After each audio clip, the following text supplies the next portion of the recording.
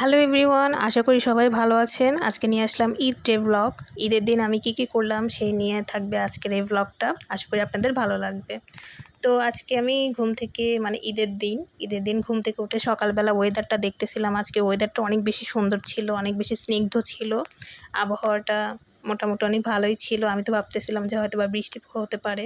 তো ঘুম থেকে উঠে ওয়েদার দেখে আর আমি ভাবতেছিলাম যে আমার মেহেদির কালারটা কেমন হবে না হবে, খুব টেনশন করতেছিলাম, কারণ আমি 2-3 ঘন্টার বেশি রাখতে পারিনি।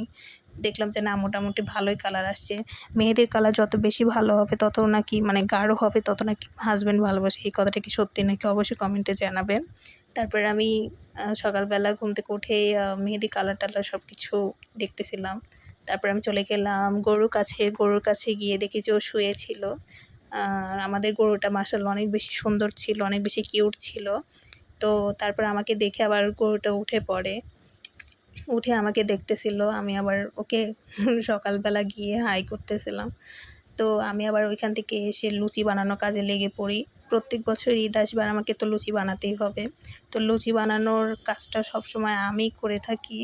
তো লুচিটা অনেক বেশি সুন্দর হচ্ছিল, গোল গোল ফুলকো ফুলকো লুচি, সাথে সেমাই ছিল, পায়েস ছিল, ওগুলো আম্মু রান্না করছে, লুচিটা আমি বানাইছিলাম। তারপর আমি সকালবেলা খাবার খেয়ে নিই। ইলিশ মাছের মাথা দিয়ে লুচি, একটু অন্যরকম খাবার টেস্ট করলাম, ভালোই লাগছে। লুচিটা দেখলাম যে অনেক সুন্দর হয়েছে, একদম নরম তুলতুলা। তো সকালবেলা খাওয়া দাওয়া করে এটা আবার চলে আসলো দুপুরের খাবার। আমি বেশি ক্লিপ নিতে পারিনি। তো দুপুরবেলা আবার খিচুড়ি মাংস খেয়েছিলাম। তারপর আমাদের ভুঁড়ি চলে আসে, কোরবানির যে ভুঁড়ি, ওই ভুঁড়ি চলে আসে। ওই আসার পর আমার আম্মু আবার ওই ভুঁড়ি ভালোভাবে ক্লিন করতেছিল। তারপর আমাদের কোরবানির মাংসটাও চলে আসে।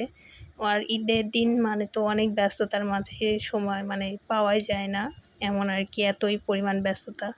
তো আমার আম্মু আবার সবাইকে সমানভাবে ভাগ করে দিচ্ছিল। আমি আবার এই মাংস নিয়ে আবার আরেক জায়গায় যাব। তো সবার ভাগাভাগি শেষে আমি আবার কিছুটা মাংস নিয়ে ডেলিভারি ম্যান, অবশ্যই আমিও গাড়িতে উঠে পড়ি। তারপরে চলে যাচ্ছিলাম নানু বাড়িতে। মাত্র 2 ঘন্টার জন্য আমি নানু বাড়িতে গিয়েছিলাম। আর ঈদের দিন রাস্তা দিয়ে দেখতেছিলাম সবাই ঘোরাফেরা করতেছিল, চারিপাশে গরু কাটাকাটি এগুলো করতেছিল। আর ঈদের দিন এই রাস্তা দিয়ে আলপনাগুলো আমার এত পরিমাণ ভালো লাগে, এটা দেখলে একটা ঈদ ফিল আসে। তো কাচ্চারা দেখলাম যে এগুলো করছে, অনেক সুন্দর লাগতেছিল। তো নানি বাড়িতে গিয়ে দেখি যে ওইখানে ভাগাভাগি হচ্ছে, মাংস কাটাকাটি অলমোস্ট শেষ। তো আমি বেশি ক্লিপ নিতে পারিনি। তারপরে আমি বাসায় চলে আসছিলাম। তো এটাই ছিল আমার সারাদিনের ঈদ ডে। আশা করি আপনাদের ভালো লেগেছে। তো সবাইকে জানাই ঈদ মোবারক। আল্লাহ হাফেজ। Thanks for watching.